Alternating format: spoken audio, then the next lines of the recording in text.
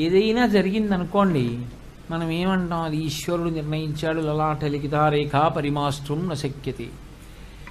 ఒకటి జరగలేదనుకోండి, ఈశ్వరానుగ్రహం లేదంటాం. అప్పుడు ఒకడు గొప్పవాడు అయ్యాడు అనుకోండి, ఈశ్వరానుగ్రహం.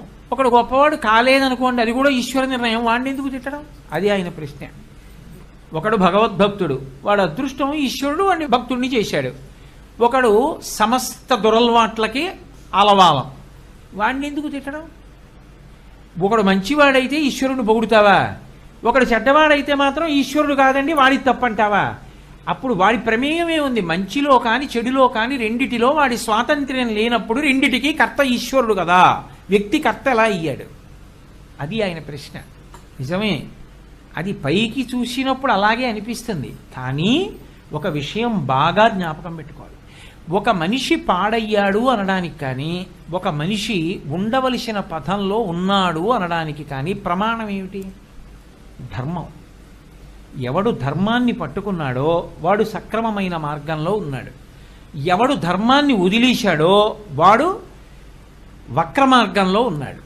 ఇప్పుడు ధర్మాన్ని ఎందుకు వదిలేడు అంటే, తన మనసులో పుట్టినటువంటి కోరిక తీర్చుకోకుండా ఉండలేక ధర్మాన్ని వదిలేశాడు. ధర్మమా కోరికయా అంటే, నాకు కావలసినది కోరికయే, ధర్మంతో సంబంధం లేదు. ఏమంటే ఇది ఈశ్వరుడు కదా మరి భావప్రచోదనం చేస్తున్నది అంటే, ఇక్కడ మీరు ఒక మాట బాగా గట్టిగా పట్టుకోవాలి. మనిషిని వాసనా బలం పట్టుకుని ఉంటుంది. వాసనా బలము అన్న మాట మీకు తేలికగా అర్థం అవడానికి నేను ఉదాహరణ చెప్తాను. నేను ఎప్పుడూ మామిడి పండు తినలేదనుకోండి, మీరు నాకు మామిడి పండు అంటే ఇలా ఉంటుంది, అందులో పీచు ఉంటుంది, అందులో గుజ్జు ఉంటుంది, అది రసం ఉంటుంది, దాన్ని మీరు ఇలా గట్టిగా పట్టుకుంటే చిట్లుతుంది, అందులోంచి తీయటి రసం వస్తుంది, దాన్ని నోట్లో పట్టుకు చీకుతుంటే ఆ పీచులోంచి తీయటి రసం వస్తే ఎంత బాగుంటుందో, ఎంత చెప్పినా నాకేమనిపిస్తుంది, ఏమో అనిపిస్తుంది. నాకో మామిడి పండు ఇచ్చారనుకోండి, నేను తిన్నాననుకోండి, నా మనసు ఆ అనుభవాన్ని దాచుకుంటుంది. మామిడి పండు అంటే ఇలా ఉంటుంది, మామిడి పండు వాసన ఇలా ఉంటుంది, మామిడి పండు రుచి ఇలా ఉంటుంది. రుచి అంటే అనురక్తి, వాసన అంటే దాని అనుభవం. రుచి అన్న మాటకు అర్థం దాని యొక్క రుచి అని కాదు, రుచి అంటే అనురక్తి అని. వాసన అంటే అది అనుభవించిన తరువాత ఆ అనుభవం తనకు ఎలా అనిపించిందో దాన్ని దాచుకుంటుంది. మామిడి పండు తింటే బాగుంది, అరటి పండు తింటే బాగుండదు, అంటే తన మనసుని బట్టి నిర్ణయించుకుంటుంది. ఇది ఏం చేస్తుందంటే, ఒకదాని మీద ఒకటి, ఒకదాని మీద ఒకటి, ఒకదాని మీద ఒకటి కొన్ని కోట్ల వాసనలు రికార్డ్ చేస్తుంది మనసు. అలా ఎన్ని వాసనలు ఉంటాయో పుట్టిన దగ్గర నుంచి. అందుకే చూడండి, పుట్టినప్పుడు అమ్మ తప్ప ఇంకేం అక్కర్లా, తర్వాత నాన్నగారు, తర్వాత స్నేహితులు, తర్వాత పాఠశాల, తర్వాత అన్నదమ్ములు. అమ్మ లేకపోతే అమ్మ బాబోయ్, అమ్మ లేకపోతే ఉండగలనా అంటాడు. అదే తల్లికి అంత్యేష్టి సంస్కారం చేస్తాడు ఒకప్పుడు. బతకట్లా. భార్య లేకపోతే అంటాడు, ఈ ఇల్లు లేకపోతే, ఈ పదవి లేకపోతే అంటాడు. లేకుండా పోయినా బతుకుతాడు. మనసు ఏం చేస్తుందంటే, ఈ వాసనలన్నింటినీ దాచుకునేటప్పుడు మెల్లమెల్లగా మెల్లమెల్లగా మెల్లమెల్లగా ఏం చేస్తుందంటే, తనకి ప్రియాతి ప్రియమైనటువంటి వాసనలు కొన్నింటిని, 2-3 వాసనల్ని బాగా లెక్క పెట్టుకుని అనురక్తం అవుతుంది. అనురక్తం అవుతోందని గుర్తు ఏమిటంటే, మీరు ఏం చేస్తూ ఉండండి అటు ఎడుతూ ఉంటుంది మనసు. అటు వెళ్ళి ఓసారి దాన్ని గుర్తు తెచ్చుకుంటూ ఉంటుంది. నాకు నా కొడుకు మీద వాసనా బలం ఎక్కువ అనుకోండి, వాడి మీద ప్రీతి అనుకోండి, ఏం చేసినా వాడిని ఒకసారి గుర్తు తెచ్చుకుంటాను. డబ్బు మీద ప్రీతి అనుకోండి, దాన్ని గుర్తు తెచ్చుకుంటాను. నాకున్న భూముల మీద ప్రీతి అనుకోండి, దాన్ని గుర్తు తెచ్చుకుంటుంటారు. అది వాసన అంటారు. మనసుకున్న లక్షణం ఏమిటంటే, అది గుర్తు తెచ్చుకోవాలన్నా, అది అనుభవించాలన్నా, రుచి దేని మీదన్నా దాని దృష్టి వెళ్ళాలన్నా అది కదలాలి. అది కదలాలంటే దానికి ముందు ఊపిరి ఉండాలి. ఊపిరి కదిలితే మనసు కదులుతుంది. అందుకే ప్రాణాయామం చేస్తే మనసు ఆగుతుంది. ఇప్పుడు ఆఖరి ఊపిరిలో ఆఖరిసారి కదులుతుంది మనసు. ఆఖరిసారి కదిలినప్పుడు అది పాపపుణ్యాల్ని బట్టి ఏం చేస్తుందంటే, ఊర్ధ్వముఖ చలనం చేయకుండా గుప్తంగా వెళ్ళిపోతుంది. ఆఖరికి ఎందులోంచి వెళుతుందంటే, ఒక రోమకూపంలోంచి కూడా వెళ్ళిపోతుంది. అందుకే అది సూక్ష్మ శరీరం అంటే. చిన్న వెంట్రుక పుట్టిన రంధ్రం ఉంటుంది, శ్వేతరంధ్రం, చెమట పుట్టే రంధ్రం, ఆ రంధ్రంలోంచి వెళ్ళిపోతుంది. వెళ్ళిపోయేటప్పుడు అది ఏం చేస్తుందంటే 5 జ్ఞానేంద్రియముల యొక్క శక్తుల్ని వెనక్కి లాగి మూట కట్టుకుంటుంది. కంటి నుంచి చూసే శక్తిని లాగేసి మూట కట్టేస్తుంది, చెవి నుంచి వినే శక్తిని లాగి మూట కట్టుకుంటుంది. అలా 5 ఇంద్రియముల శక్తులు వెనక్కి లాగి మూట కట్టుకుని ఆఖరిసారి కదిలినప్పుడు ఆఖరణ తనకి బాగా ఇష్టంగా నిలబడిపోయిన వస్తువేదో దాన్ని స్మరిస్తుంది. మనసంటే స్మరణ కదా మరి, అది అంతిమ తీర్పు. అందుకే నరుడి పునర్జన్మలో ఈశ్వర ప్రమేయం ఉండదు. ఏది తలుచుకుని వెళ్ళాడో అదే పునర్జన్మని ఇస్తాడు ఈశ్వరుడు. అదే ధన్య అని భాస్కర రాయల వారు వ్యాఖ్యానం లలితా సహస్రానికి.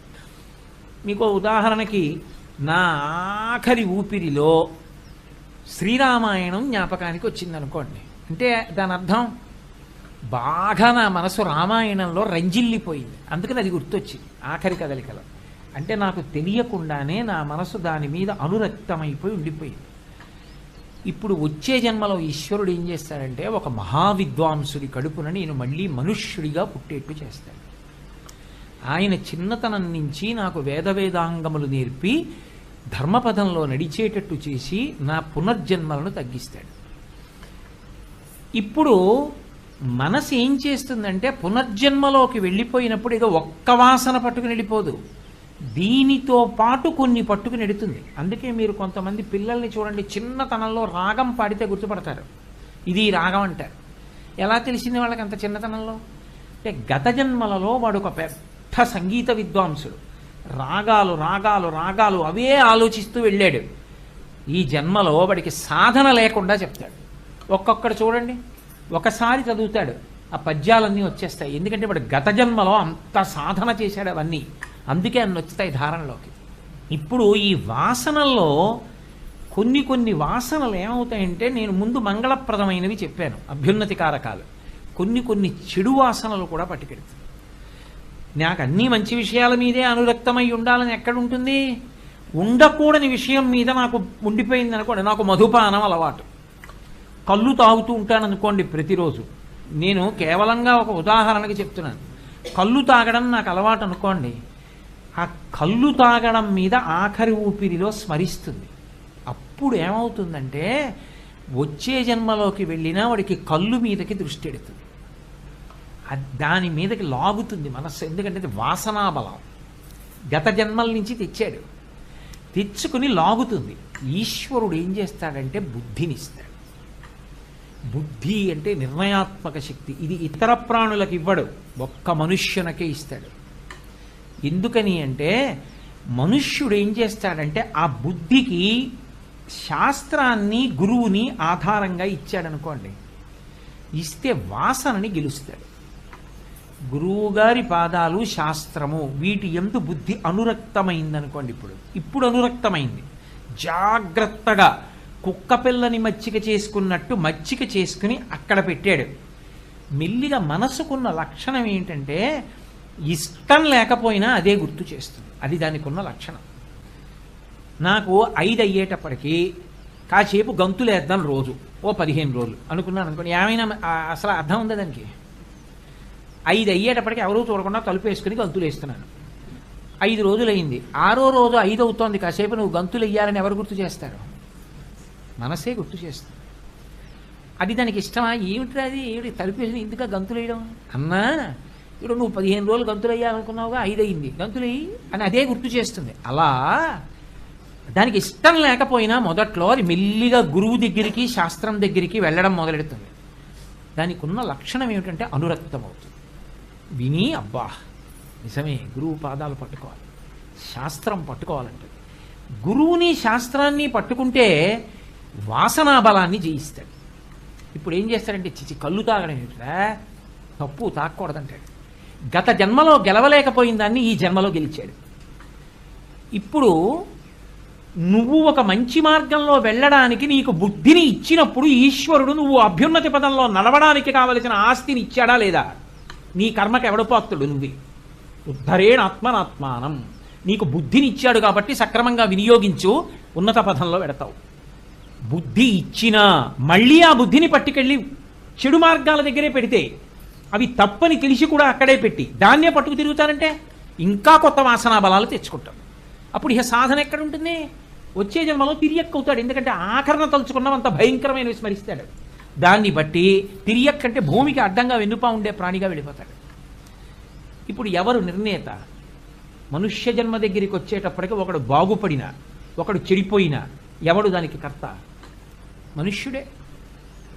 వాడికి ఇచ్చిన బుద్ధిని వాడు సద్వినియోగం చేసుకుంటే ఈశ్వరుడు ప్రాపుగా ఉంటాడు, తాను అండదండగా ఉంటాడు.